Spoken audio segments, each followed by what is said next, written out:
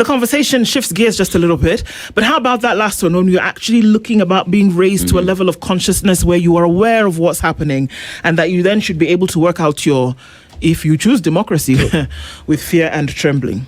We move on to a different kind of conversation, but kind of along the same lines. For the first time in the hot seat in the Situation Room, the Member of Parliament Suba South, Caroli Omondi, is here with us this morning. Good morning, Mheshimiwa. Good morning. How are you doing? I'm very well. Yes, relaxed. When the year started, I told our producer, I said, this is 2026, the year of our Lord, and we will see people in the hot seat that we have been trying to get into the hot seat, but have never come. So you have established that prophecy this morning. Thank you. For honouring the invitation to be here to talk about some things that are definitely important as concerns moving forward in this country. You may or may not know, but what we do here every morning is that we go around the African continent every week. We come back from one country with its proverbs, and then we ask you to interpret. Then to tell you where we are. Today we are in Eritrea, a beautiful country. Gained independence in 1993 after 30 years of war with Ethiopia. When you talk about the country, it is pretty closed off. You talk about even development of technology. Internet is really low. If you're planning to visit there, don't go with your Visa card. Just change, because they do not have ATMs, right? But if you want to cycle, they're known for having the best cyclists in the continent. So if you want to get fit and whatnot, go try that in Eritrea. But the proverb today: the woman you make sacrifices for can turn around and tell you that she did not force you to. And guess what? She will not be far from it. How would you interpret it? The woman you make sacrifices for. Yes, for. Can turn around and tell you she did not force you to. That is very true. You may fall in love, and she's not asked you to fall in love and get carried away. I think probably it means do what you have to do without expecting anything in return, because you may not find it. Maybe disappointed. But I've been to Eritrea. I've been to Asmara. Yes, I've made a trip there. It was quite an experience. It's a little town, dusty, with a lot of Italian influence. Right. It's called Little Rome. But and even some very old railway network, I think, built by the Italians. I went to see that. I've been there, actually. Well said. Not a lot of freedom. It's surprising they fought for 30 years to get their freedom, but there's no freedom in that country. Absolutely no freedom. It's a complete autocracy.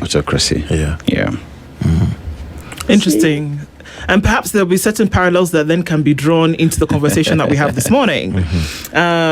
Obviously, in a very short period of time, it's been clear that a movement has arisen that is trying to champion the rights of Kenyans and some of the freedoms and provisions that have been guaranteed by the Constitution, and that's Linda Mwananchi. We could be saying it, but what is the reality about the position that Linda Mwananchi is taking in this country? And the assumption is that it's a faction of ODM that has decided to chart its own path. But then we find that there are people day after day who seem to resonate with certain things. What are the tenets of this movement, and why is it seeming to be catching like wildfire? Thank you very much. Let me also introduce myself now as the official spokesperson of Linda Mwananchi. Okay. But also the Secretary General of Azimio. All right. Moja One Party. But you've asked me to talk like now the spokesperson in that capacity of Linda Mwananchi. Yes, it is true that Linda Mwananchi started off as a group of progressive MPs or members of ODM. We started it off at different times. And we coalesced around the idea that ODM was beginning to look like a leaking ship, heavily taking in water, sailing without a compass, on a treacherous voyage to nowhere. Oh my gosh, okay. And we decided that we needed to rescue it. But what crystallized our unity was, after we lost our leader, we then realized if we didn't come out to fight for the heart and soul of ODM and protect his legacy, then all the years of hard work would go to waste. We have identified what the issues are. One is that this country needs change, and we have to be on the side of the people to bring that change, while our other colleagues don't want that change. We've tried that we should maintain our independence as a party. The other side have surrendered that independence to external forces, to the point that everything they do is subject to approval from those external forces. We want to hold true to the values that ODM was built on, but also to give our supporters the hope that we can still have a better Kenya, united across tribal lines, focused on delivering the economic promise, and just making the country work for everybody and not for the few. So those are the things that have brought us together. They like to say we are not very many MPs. That does not worry us, because we understand very clearly many of the people are hiding, coming to us quietly and saying it's just a matter of time, we will come. Now, why we have been embraced so heavily by a cross-section of people, especially the young people, and by the way, across tribes, across socio-economic formations, is because of the issues we talk about. We engage with people across the board. We understand the pain they are going through, and we are ready to offer those solutions. But we also recognize in this moment of transition, you have to work across with everybody. So we are open to discussions with other political formations, and I'm very confident in the fullness of time, the opposition, the entire opposition will come together to deliver this change that Kenyans so desperately want. The only thing I keep telling our members and other people is that we have to know that we have a very serious task ahead. And if we are not up to it, it is better. Those who are not ready for it have to fall off fairly early. Because what we have in this country is the challenges require very tough decisions. First, we, as Linda Mwananchi, and wherever we will go, whichever formation we will join, we will insist on quality leadership. We want good people to be elected, to be in civil service, to be in parliament. We want people who can work for Kenya. And we also want a very serious program on economic growth. And then we want to fight corruption. And you could ask us what our programs are on those areas. I'll explain them to you. Caroli, it's been said for a very long time that the history of ODM is well understood, that ODM has been a party that has been pro-people, anti-oppression for a very long time. And Raila Odinga stood for that, and even when Kenyans were on the streets 2024, the broad-based arrangement was not a political formation. It was there to achieve the 10-point agenda that he felt was concerns that needed to be addressed immediately. And even on that podium, because I remember I was there, even the president himself said, this is not a political formation. I will not interfere with ODM. Because remember, under the 10-point agenda, there was freedom for political parties to continue to grow and be independent. As we speak today, we see how ODM is moving, and we have two factions in it. Can one say that the original spirit of ODM as being pushed is lost to Kenyans? First, when you talk to the other side of ODM, they'll tell you ODM is the biggest party south of the Sahara, north of the Limpopo. About a year ago, ODM was probably the largest political party south of River Nzoia and north of River Migori. Today, ODM is a party that is only relevant south of River Yala and north of River Migori. Majority of the ODM people are with us as Linda Mwananchi. There are still pockets. You saw what happened in Kisumu. There are still pockets left here and there of the other faction because they don't represent the aspirations of ODM rank and file. Take the 10-point agenda. Baba was very clear. Baba said the Gen Z revolution has created a set of circumstances that the government had to be stabilized. Remember, the Gen Zs invaded parliament. They breached parliament. In any other political system, that would lead to the collapse of the government. And Baba did not invite himself. It was actually retired President Uhuru Kenyatta, who was out of the country, who called Baba and asked him to go and meet with President Ruto and see how to stabilize the government. Because nobody understood what would follow next if Ruto's government fell on that day. Because we had not gone through that as a country. If the constitutional order then came down. So Baba went in there to stabilize government. And it was very clear. He said, we are not in a coalition. I think he said that very well. Yeah. And there was a suggestion that members of ODM be co-opted in parliament. And Baba had two mindsets on that. At one time, he didn't want the politicians to go into government. He wanted technocrats to go into government. And that brought a bit of a challenge. And actually, the truth is, the members of ODM, the first four who went into government, went against Baba's wishes. He was actually in Dubai. He advised them not to join government, but they did. And when Baba came back, he said very clearly, they went on their own in their individual capacities. And people almost killed him for that. That was the truth. And those people know that very well. And he refused to meet them, actually. They tried to chase him at the airport. He refused to meet them. But that is water under the bridge. So Baba then said, okay, we are in it now. Let's sign something and let's see what we need to deal with to address the issues that had brought about the Gen Z revolution. That was the basis of the 10-point agenda. That 10-point agenda, do you know anything that has been done about it? They don't even talk about it anymore. Well, they say it's in progress. It's in progress. There's nothing that is in progress. Let me assure you. There's even the compensation for victims of police brutality is not even in the budget. Or even ending police brutality. Yes, or even ending police brutality. There's nothing happening there. We can go through them. We gave, as Linda Mwananchi, we gave our scorecard, which was a minus. Yeah.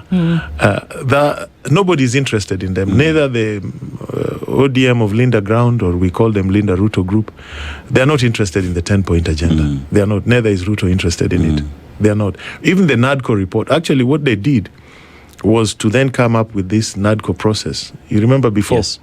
And that NADCO process was just full of illegalities, things that cannot be implemented. And if you try to implement them, the courts will declare them unconstitutional. So it was just I don't know what, political conmanship, really. So that is neither here nor there. Yeah. So there seems to be almost sycophantic insistence on remaining in the broad-based agreement by, part of ODM. And this seems to go against the grain of what this other part of ODM is saying, that Raila Odinga had insisted that is not the case. But then to the people that are looking for change in the country, it seems confusing, Caroli, that people don't know, okay, so what are we doing? And are we saying that they still remain in ODM as a party that will push a particular agenda? Are other parties joining the movement? You mentioned that you will coalesce around one idea so long as people remain serious in insisting some change. And you've talked about the economy. You've talked a little bit about, human rights and the protecting of all of that. So Kenyans are asking the question today, okay, so are you going to tell us at some point if there's going to be one person? There seems to be a call to be around a united opposition. Does everybody then need to come together to make a change? Because that's the cry now, that people are not really sure, or is there time that is needed to curate this idea some more? Yes, you see, let's deal with the psychophancy first. I mean, it is very embarrassing. And I've talked about this. Remember, I've had a lot of difficulties with ODM at a personal level. Yes. And immediately after the elections, I did engage with the president on some construction of roads and a few other projects in my constituency. And they almost expelled me. I was told I should have just done it alone. I should not have gone with the other MPs. But that was my insurance anyway. And I've always told people, you can be friends with the president, but you don't have to be a sycophant. You don't have to lose your head about it. You still have to speak the truth. And these are not personal issues. These are public interest issues. So you need to focus on the public interest because that is your duty. You are a parliamentarian. There are things you have to do. Just do your work and be cordial and collegial with people. But we have this problem in ODM. I mean, it is nauseating when you go to a function of ODM. They tell you, Baba left us in, we are where Baba left us. Baba left us in broad-based. It is such a stupid and shallow statement because Baba, his last party was Azimio. Yeah. And Baba said clearly broad-based was not a coalition. It was just an arrangement to stabilize government. So then they'll tell you, we have got development. We can dissect it one by one and realize, not much. In Luo Nyanza, the projects that have been promised are under 50 billion. And of those 50 billion, under 10 billion shillings have been disbursed. They are just experiencing the same difficulties like other projects around. And most of those projects were started, some under Uhuru's administration, never completed. I'll give you examples. We were in Kisumu the other day. We launched a 1.2 billion fish hatchery project at somewhere called Kabonyo Kanyagwal over 2 years ago. About 10% of that project has been done. And because of backflow from Lake Victoria, it is now underwater. The project itself? The project itself. Okay. Yes, but you'll hear these guys talking about things that you'd think are so transformational. In the same place in Kisumu, there is a road, Kombewa, Maseno. It is just 15 kilometers. The last 7 years, I think only 6 kilometers have been done. But they went and launched another one, Lela Luanda. We are wondering when will this one end. And now they're planning to launch a lot of roads. There'll be almost 5 new roads in Migori, 5 in Homa Bay, 5 in Kisumu County to create the impression that there's development. But if you look at the budgetary provisions, there are 200 million in the budget for the road, not 300. I mean, it's, for those who know, it's a lot of nonsense that these people are talking about. The same place in Kisumu, there's the Mamboleo, Chemelil Moroni Road, given in 3 lots. From the Mamboleo side in Kisumu, I think only 1.5 kilometers have been done. But let's even go further. Let's take the flagship of economic activities in Nyanza, the sugar mills. Yes. We were told they've been leased out. Farmers are now getting paid. We have produced more cane than ever. Let me tell you what is happening on the ground. Other than the fraud of taking those sugar mills for free, today, if you go to Moroni and Chemelil, the farmers have called for a meeting. Why? Because the price at which cane is bought per ton is being reduced from 5,750 to 4,800 per ton. People have been fired from those factories. The few who remained have had their salaries reduced. Why? Because there's no competition and they have nowhere to go. What happened? The mills were leased to those who actually brought them down. So Muhoroni was leased to a consortium associated with some politicians around that area. We know them and they know it's a fact. To Muhoroni is a 50-year-old company leased to a farm that is under 6 years without even financial audited statements that can run for 7 years. And they were given Muhoroni with the 1,600 hectares of nucleus estate without paying for it. So what they are doing, they are not, and they have a rival factory nearby. So they are not crushing cane in Muhoroni. Because if they crush cane in Muhoroni, they have to pay 4,000 concession fee per ton of cane crushed and 3,000 per ton of molasses produced. So they don't want to pay that. So they take all the sugar cane and crush in their factory nearby. So the government is losing revenues and the farmers have no option where to take their cane. The same to Chemelil, which is being crushed in Kibos. And if you go in that area, Miwani Sugar had 10,000 acres of land, which was public land, ruled by the Court of Appeal. They have imposed, they've taken rapid response security there and given the land illegally to somebody who's growing cane on it. But the president, who one would agree or argue is the head of this broad-based government agreement, that folks use this same sugar industry to boast about one of the, things that has been done by the broad-based government, keeps saying that sugar reforms have happened. He keeps saying that they have accomplished developments. But what I'm hearing you say is a totally different, it couldn't be further from, it couldn't black and white. Let me explain it to you. This government is a government at war with the truth. It is a government that is comfortable with lies. That is why even when the truth is from themselves, they fight it. That's why they don't agree with data from Kenya National Bureau of Statistics, data from Kenya National Examination Council. And yesterday, if you read the Business Daily, Jaindi Kisero had a piece there. For the first time, the outturn, the report on the ins and outs of the consolidated fund was actually withdrawn and reversed. How money has gone in and how much money has gone in and how much money has gone out. And if you read Jaindi's article, 88 entries in that report, of the 88 entries, 84 were erroneous. So, forget about what they are telling. If they are telling you the sugar sector has produced a bumper harvest and the rest of them, these are the facts. Let them give you the tonnage crushed per meal.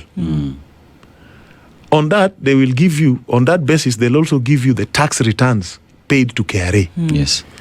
Yeah? They'll tell you how much electricity has been consumed. They'll tell you how much water has been consumed. And all those numbers will add up. They Plus should not how much just sugar is available in the market, and they'll for tell example. you, So why did they, other day, they imported sugar, Kibo's Sugar imported 6 billion worth of sugar.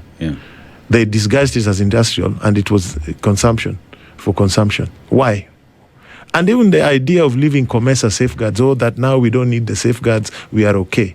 It is just an avenue to allow people to be importing sugar every so often. So these are lies. And I think we just need to be frank with our people and explain. And it is affecting, you'd think I'm talking about Nyanza and Western alone. It's affecting Kericho and Nandi counties because they are sugarcane growing areas as well. Yeah. So, I don't know, but these affordable housing things, I've always said this it's an enterprise for people to sell steel, doors and everything. And now you are seeing it here, headline of Nation. I've been explaining these things. And if you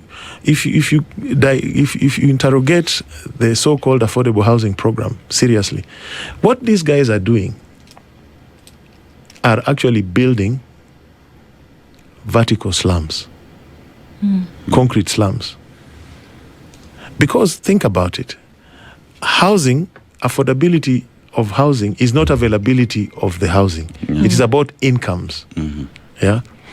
And in this country, we used to have something called the bed space theory. When the colonials came, it came from apartheid South Africa, that the African man would come to work in town, not to earn a pension, but to earn money to pay dowry or buy cows or buy a bicycle or do something, and they didn't bring their families. That is why you see the old railway houses along Jogoo Road. It's a one-room house. There's a common toilet out, a common kitchen.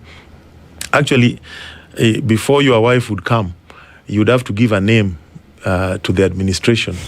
And the name would be left with a sentry that my wife will come on this day, she'll be here between these days and leave on this. Yes, that's how it was. So it's a bed space theory. And then you had a room. If you look at some of those structures, I've gone to a few, they reflect bed space theory. They are not for families. Some you can't live with when you have families and you are young couple and whatnot. And some of them, the ones that have been built out of the urban areas, people, offtake is very poor. People are not buying them because there's no demand for them. I think even the Ngong ones, I don't know whether they've done sewage. If you go to the vet college in Ngong, you see the ones they've done there. I don't know where the sewage is and where people, I don't know. I don't understand. It's about that already. It's been said for a very long time that for you to get development, you must go to State House. For you to get development, the president, you have to be cozy with the president and all that. But many out here say development is not a favor. It's my right. That's why I elected you to get there. And the fact that someone has to go to State House, talk to the president for development to come, that is reason enough for that president to be kicked out, because people deserve and people should get development. But that notwithstanding, you hear today that because of broad-based government, then we have 50 billion shillings worth of development coming to the region. And many are saying, okay, fine, even if 50 billion is coming, let's go to the budget, Finance Bill 2025-2026. Where is that in the budget on how we will fund all these projects? It does not exist. Majority of the projects that we hear is because it was a roadside declaration that was made, but we can't see the funds that will come and implement those projects. And when this is being opposed, or when tough questions are being asked, many say, you are anti-development, you are anti our people.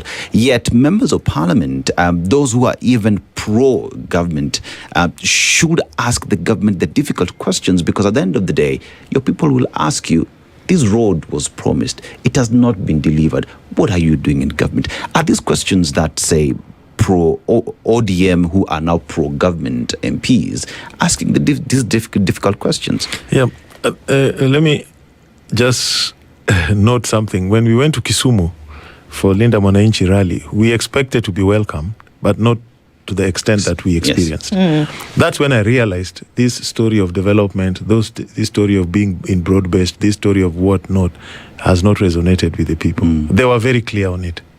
They are not bothered. This is just an elite thing of those who are enjoying some largesse from the government for the time being. And by the way, it is just small pocket money that most of them get. It's not something very serious. Because of all that 50 billion, I keep telling them, you tell us, oh, there are all these projects in Nyanza worth 50 billion. In Eldoret, they are building a new referral hospital for 50 billion. One project. So what is this thing you are telling us is so special that we should sing about it? It's just poor political education. Anyway, you see there are some problems with the structure, how government works in terms of development. If you want a road to be done, or a bridge to be built, or a school, the initiative has to come from the line ministries, because somebody somewhere must design the bridge or the road and the rest. But that is now the executive, where the president has full control. You see the point? So you may need that interface. Proper planning. That is why there's Ministry of Economic Planning. If they did the proper plans and other ministries took cue from the plans that have been generated, then it would not be very necessary to go and seek the president out. Because if you're an opposition MP and you walk into a ministry and you want to talk to a director or a PS or even a minister, and the appointing authority is at war with you, there's a way they'll treat you. So that is the reality of our situation. But that is the other side. That is where the projects are first conceived, designed, costed, because that must be the initial process before they even come to the budget. Now, budget making is supposed to be in Parliament, and we are supposed to have full control of it. Once they come there, but the members of Parliament don't have the necessary tools to do that. In fact, I've brought an amendment to the Public Finance Act, and it is being processed now, that amendment. I've cleared it through the committees. It's been published for public participation. What I want to do is that there are 3 stages. We have something called Parliamentary Budget Office. We have the National Treasury. And then we have the estimates actually being published. At those 3 levels, I'm proposing that there is a summary of development expenditure by constituency across all sectors. So if you're telling us we have given the water sector 200 billion, you must break it down to constituencies. So that members of Parliament will have a view of what kind of development you're talking about. Yes. And you see, because our constitution is very clear, says there will be equity, transparency, there'll be free information given out. We've not been following that. I'm just giving life to Article 10, the values, and Article 223, the financial, public sector service values. So when members see that, there'll be transparency and they can question. Because now, the budget is broad. Not many people have the capacity to read it or to digest it. And the way it is presented back and forth, it is confusing to a lot of members. But this summary will show on development expenditure side that this is the basket, envelope of resources available. These are the projects we are going to do, and this is how they've been distributed. So that mosaic becomes equitable, and everybody can clearly see that we have been catered for here in the road sector, but we have got nothing on the health sector, which is not bad as long as they are all balancing out. Yeah. The other proposal I'm working on is to save devolution again on PFM. And because I've realized the shareable revenue, I'm on this with Senator Omugeni, and I was trying to interest Senator Sige also to come along, because it has to go through both houses, is to protect devolution by insisting that the shareable revenue, 70% must be warehoused strictly for development projects. Okay. So that only 30% goes for recurrent expenditure. Sure. And the way we will do it, we will require counties to have their budgets in advance and show us the project, so that we will have codes for the project. At the moment, it seems to be the reverse. Yes. Where there is a majority of the shareable revenue that goes towards recurrent expenditure. I mean, the control of budget has called it out many times. And in terms of the absorption of funds then for development, those numbers are on the minimal. What would be the differentiating factor to ensure that that changes? Yes. And understanding across board, because then that answer would lead to my next question. Yes, because today a county gets 11 billion. The Auditor General comes back and tells us, or even the controller of budget, there was zero expenditure on development. But the 11 billion has been spent. Yes. And then they leave you with pending bills. The model we are proposing is not new. It is the CDF model. Right. The CDF model, the money that leaves the national government for NGCDF, 5% is for administration, 5% is for emergencies. The balance is for development. The money leaves Nairobi already with a code to a project. Yes. So if it is 2 classrooms in a school, it goes to the constituency CDF account for a few days, then it moves to the project account. And the project account is managed by the locals of that area. So we want counties to adopt the same system. That way there'll be no pending bills. Okay. I'm sure you've never heard of pending bills in CDF. They are not there. No. Yeah, and the costing of those projects is not done by the MPs or the local people. It is done by the Ministry of Public Works. Okay, but what you're saying is not or shouldn't be foreign Yes. to members of parliament, to and whether you're talking about the National Assembly or the Senate, it shouldn't be foreign. But it seems as though if it's been a capturing of minds to imagine that you should be involved in any other business apart from this representation, budget making, oversight, that the people of Kenya have given you a mandate to do. Now, when we look at that and you place it against the current political dispensation, then many would imagine that that part of the operation has left the building. So what Kenyans are looking for is a state where the things that you speak about then will be enacted, and then this protection of livelihoods and making sure that systems work then is a no-brainer. It just flows. It follows. So one would imagine that the next political dispensation would input these very things that you're talking about into a system of leadership and governance. Correct. Is that possible with the way things are currently? And we're already hearing conversations around we must coalesce around one person who will ensure that these things happen. Is that the position that Linda Mwananchi, for example, is taking? Because here are the things that you're saying, talking with other leaders to ensure that development happens across board. Kenyans want a different life than what they're experiencing today. But the brick and mortar is necessary for that to happen. Yes. And you can't do that if you don't have like-minded individuals pushing a particular agenda. I hear you. You see, what we've learned as Linda Mwananchi, people want change. The reality is that that change will come at a cost to everybody. Yeah. One is we have to give and take. You know, we have legacy politicians in this country. Yeah, those who have been around. And when you talk to Gen Zs, they have difficulties accepting them. But the reality is that those legacy politicians also command a sizable support across the country. Then there are the new crop of leaders whom the Gen Zs find easy to accept and to deal with. Then there are those in the middle like us who have experienced both. Now, what I keep telling people is we have to be ready to compromise. Compromise in the sense that we have to accommodate everybody. Okay.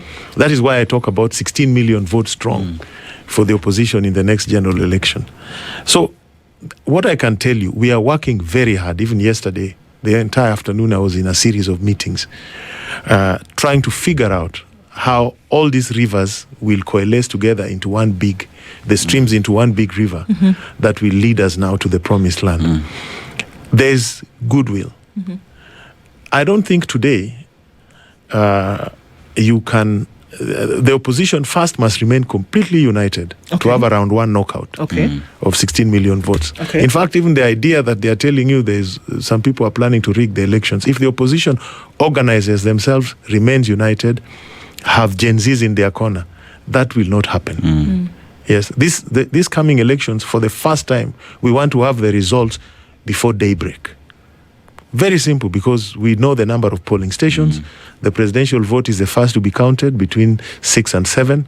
We want those results posted officially by IEBC and by our agents who will be in all those polling stations. Because in the old days, we had problems with, there were no smartphones. Now everybody has them. So we don't see why we cannot have those results by the end of the day.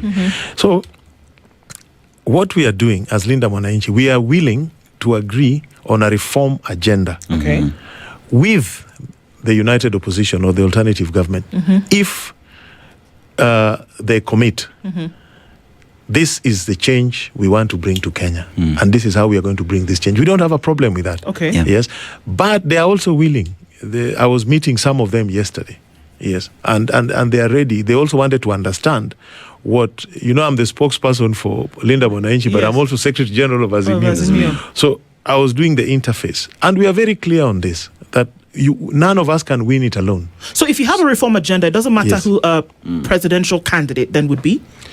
No, that also matters. It also matters. And because would there be one presidential candidate? Because everybody seems to be saying that they want to be, I will be president. Everybody's having these conversations. But if we're saying that the united opposition is saying, actually, we see sense in coming together, but then there are still folks who want to be president. Yes. See what I'm saying? Having ambition, first, there's nothing wrong with it. Even within Linda Mwananchi, we have encouraged those with presidential ambitions to declare so. And to promote them. But to be live to the fact that only one person will. Yes. Remember, it's not a new script. When we formed ODM, we had so many presidential candidates. Raila was one of them. Balala was another. Ruto was another. We had Kalonzo. We had Joe Nyaga. They were all presidential candidates. But at one point and Musalia, we went and had an election, and Raila and Musalia took over the ticket. And the rest supported them, except that Kalonzo had moved out at that time. So, and there's nothing wrong with that. Now, the way I see united opposition, the more, we call them the more established traditional politicians, they are also alive to this fact. And by the way, any one of them who will move out will probably not move out with the people. Because even if you understand the nuances of their so-called bases, people want change. For us, if you're in Linda Mwananchi and you walk out, I don't think you will even have the head to walk on any street in Nairobi. So the people have put at, and what I like about Gen Zs is that for the first time we'll have a citizenry that can hold our feet to the fire. Do this, you promised. The assurance I can give the nation is very simple. We are working hard on this.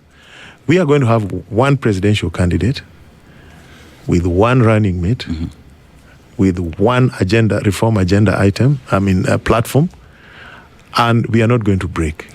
It's going to be difficult. Many people may find it difficult or unpalatable because people have different ambitions. But data will drive us, and just common sense.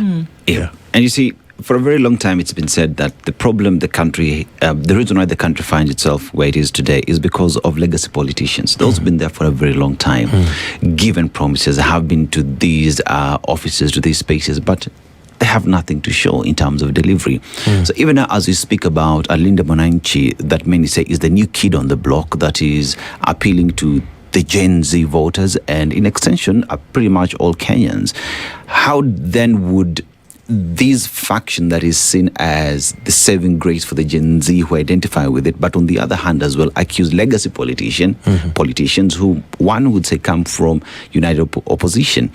How do you bring sanity to that conversation while struggling to maintain the Gen Z vote? Because as well they are saying, we also want some questions asked with regard to odious debt.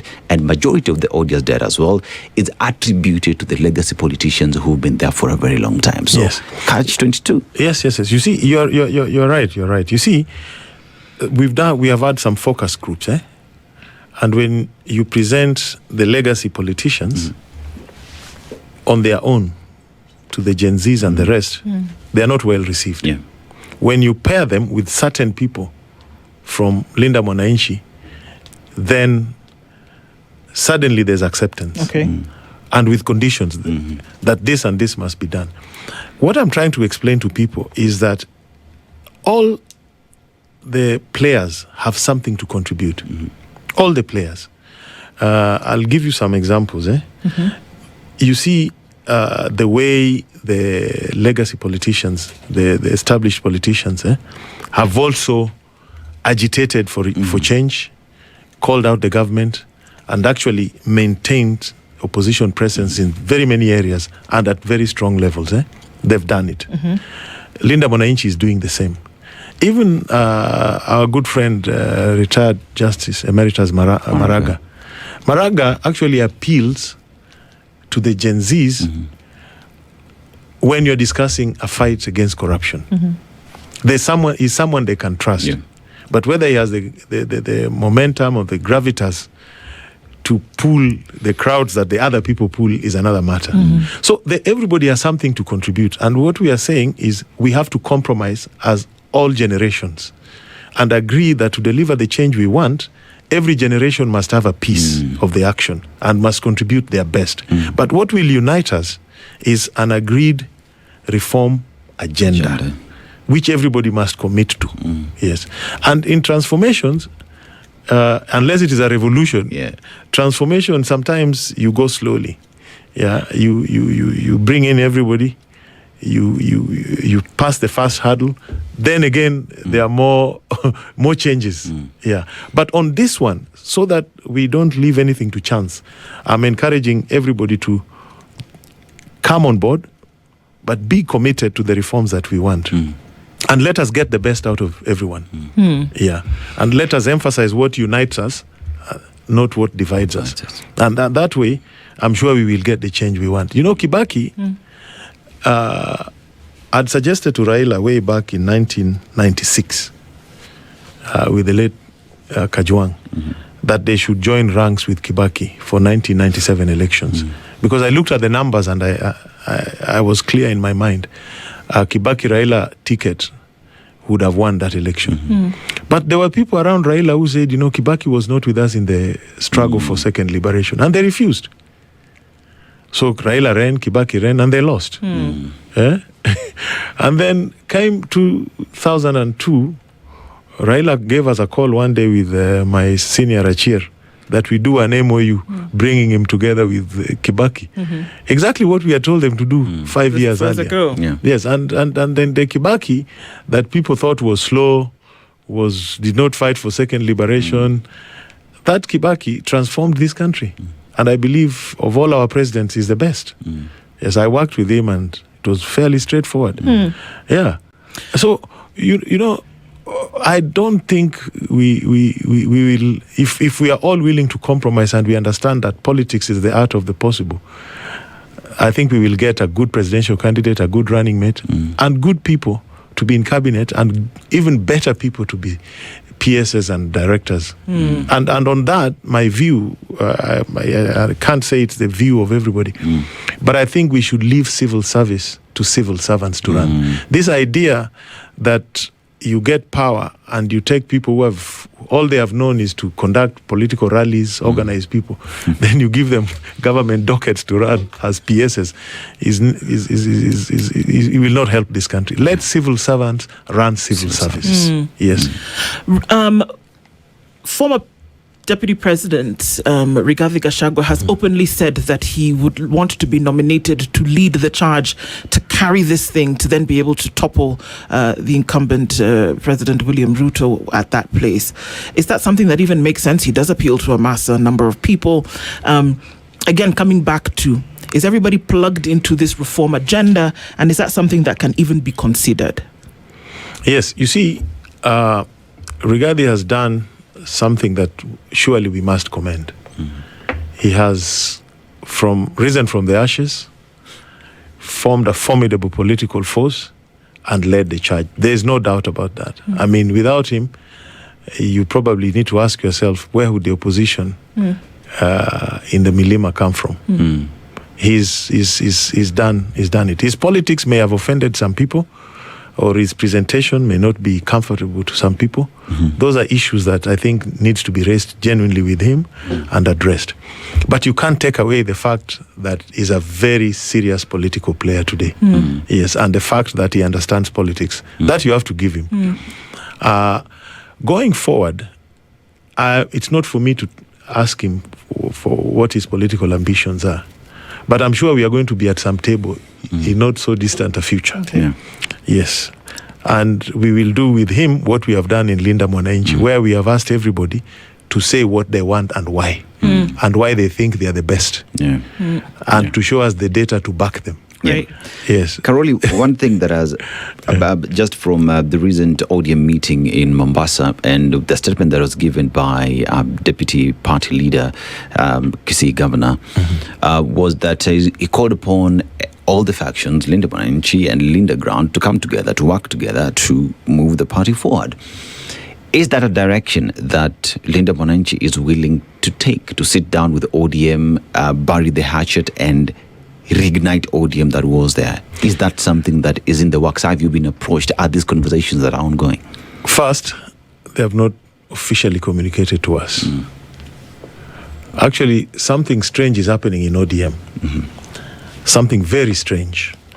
The party leader of the Linda Ground faction of ODM, Dr. Oburu Oginga, appointed a chief of staff for his office. Okay. That chief of staff has been evicted by goons. We understand, sent by senior people in the party. 3 times he has not been able to access his office. I'm sure you've seen that in the social media. That's very strange. How could a chief of staff of the party leader face such difficulties? I understand some people want to resign from cabinet, go back and claim ODM leadership. I'm told that was one of the things discussed in Mombasa. So that is for them. Anyway, the point is this. If anybody expects us to engage with them from that other side, rule number one, they must disengage from UDA. That is number one. Number two, they must withdraw the letter they issued that they'll exit Azimio coalition. Number three, they must open the delegates conference for competitive election of party officials. They must. And let me tell you, for me, psychologically, I made up my mind even when Raila was alive that I'll exit ODM.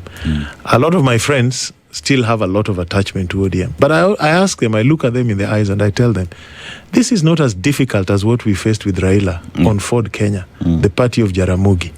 When the time came when all doors were closed, we left. So leaving ODM is not an issue to me.